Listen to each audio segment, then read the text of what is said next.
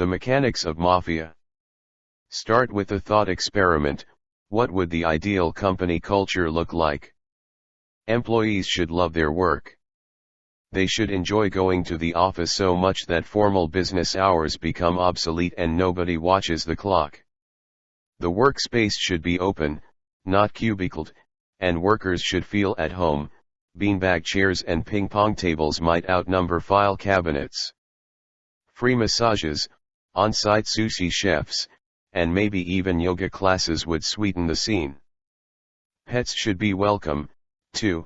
Perhaps employees' dogs and cats could come and join the office's tank full of tropical fish as unofficial company mascots. What's wrong with this picture? It includes some of the absurd perks Silicon Valley has made famous, but none of the substance, and without substance perks don't work. You can't accomplish anything meaningful by hiring an interior decorator to beautify your office, a human resources consultant to fix your policies, or a branding specialist to hone your buzzwords. Company culture doesn't exist apart from the company itself. No company has a culture. Every company is a culture. A startup is a team of people on a mission, and a good culture is just what that looks like on the inside. Beyond professionalism. The first team that I built has become known in Silicon Valley as the PayPal Mafia. Because so many of my former colleagues have gone on to help each other, start and invest in successful tech companies. We sold PayPal to eBay for $1.5 billion in 2002. Since then, Elon Musk has founded SpaceX and co-founded Tesla Motors. Reid Hoffman co-founded LinkedIn. Steve Chen, Chad Hurley, and Jawed Karim together founded YouTube. Jeremy Stoppelman and Russell Simmons founded Yelp. David Sachs co-founded Yammer, and I co-founded Palantir.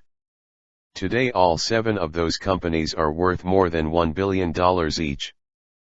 PayPal's office amenities never got much press, but the team has done extraordinarily well. Both together and individually, the culture was strong enough to transcend the original company. We didn't assemble a mafia by sorting through resumes and simply hiring the most talented people. I had seen the mixed results of that approach firsthand when I worked at a New York law firm. The lawyers I worked with ran a valuable business, and they were impressive individuals one by one. But the relationships between them were oddly thin. They spent all day together, but few of them seemed to have much to say to each other outside the office. Why work with a group of people who don't even like each other? Many seem to think it's a sacrifice necessary for making money.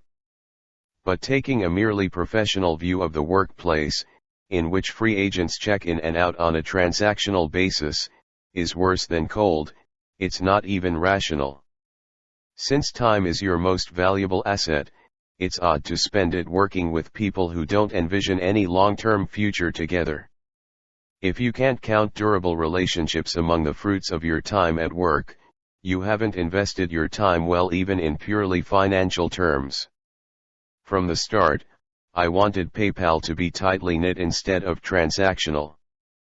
I thought stronger relationships would make us not just happier and better at work but also more successful in our careers even beyond PayPal.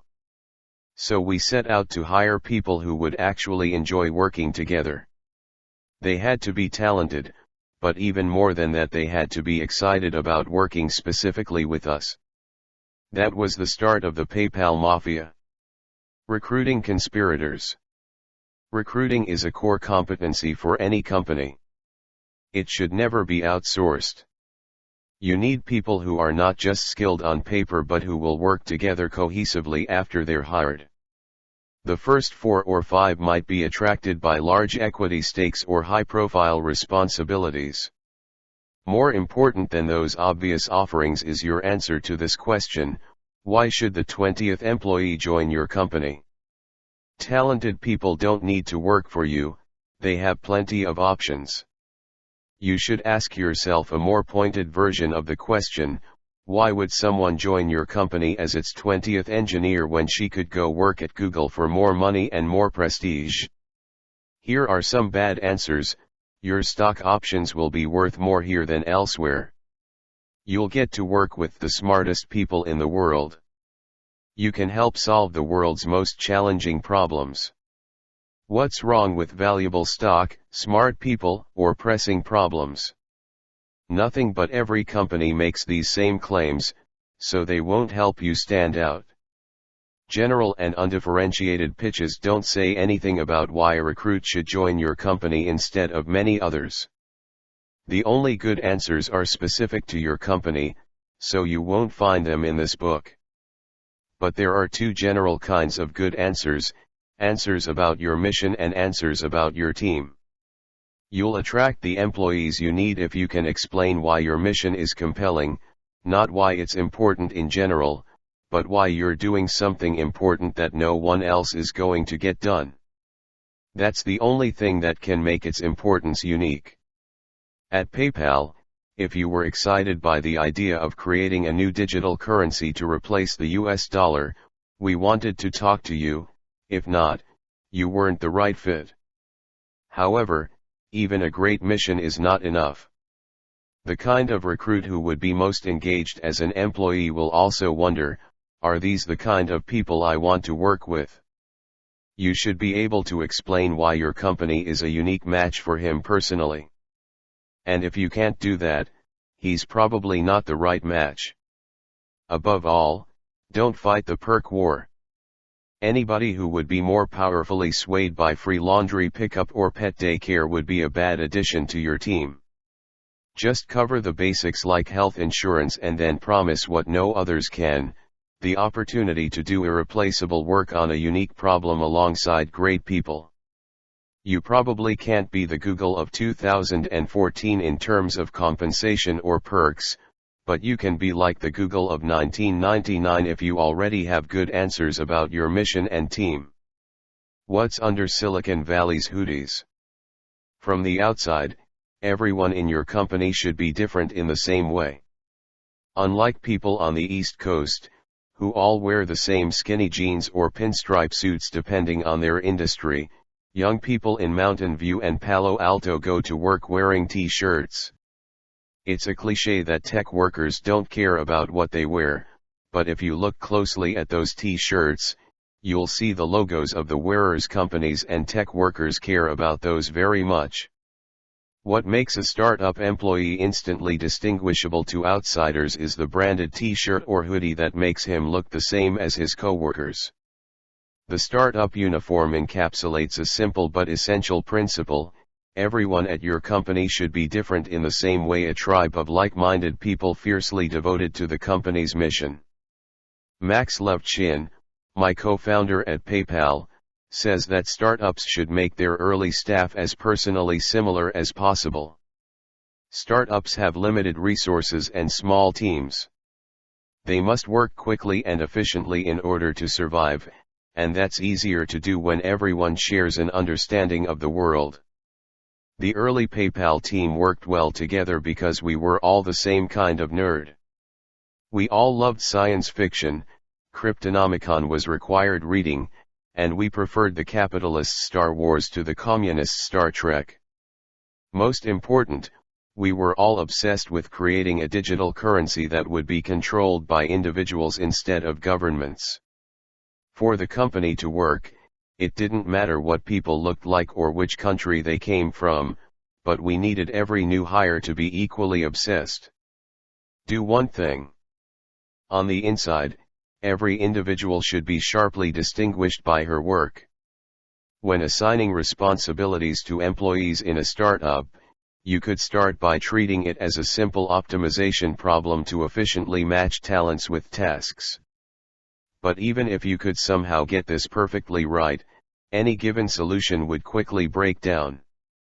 Partly that's because startups have to move fast, so individual roles can't remain static for long. But it's also because job assignments aren't just about the relationships between workers and tasks, they're also about relationships between employees. The best thing I did as a manager at PayPal was to make every person in the company responsible for doing just one thing. Every employee's one thing was unique, and everyone knew I would evaluate him only on that one thing. I had started doing this just to simplify the task of managing people. But then I noticed a deeper result: defining roles reduced conflict. Most fights inside a company happen when colleagues compete for the same responsibilities. Startups face an especially high risk of this since job roles are fluid at the early stages. Eliminating competition makes it easier for everyone to build the kinds of long-term relationships that transcend mere professionalism. More than that, internal peace is what enables a startup to survive at all. When a startup fails, we often imagine it succumbing to predatory rivals in a competitive ecosystem. But every company is also its own ecosystem, and factional strife makes it vulnerable to outside threats. Internal conflict is like an autoimmune disease. The technical cause of death may be pneumonia, but the real cause remains hidden from plain view.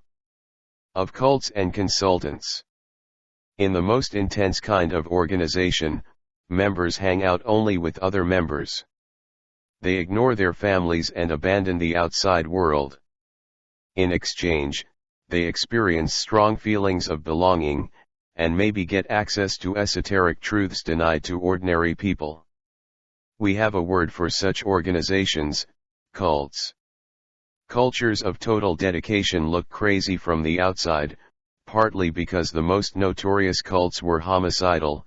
Jim Jones and Charles Manson did not make good exits. But entrepreneurs should take cultures of extreme dedication seriously. Is a lukewarm attitude to one's work a sign of mental health? Is a merely professional attitude the only sane approach? The extreme opposite of a cult is a consulting firm like Accenture. Not only does it lack a distinctive mission of its own, but individual consultants are regularly dropping in and out of companies to which they have no long-term connection whatsoever. Every company culture can be plotted on a linear spectrum. Pause the video for this image. The best startups might be considered slightly less extreme kinds of cults. The biggest difference is that cults tend to be fanatically wrong about something important. People at a successful startup are fanatically right about something those outside it have missed. You're not going to learn those kinds of secrets from consultants, and you don't need to worry if your company doesn't make sense to conventional professionals. Better to be called a cult or even a mafia. Thank you for giving your valuable time for this video. We hope you learned something new today. Please share your feedback to improve our channel. Please like, subscribe and share this video to your friends.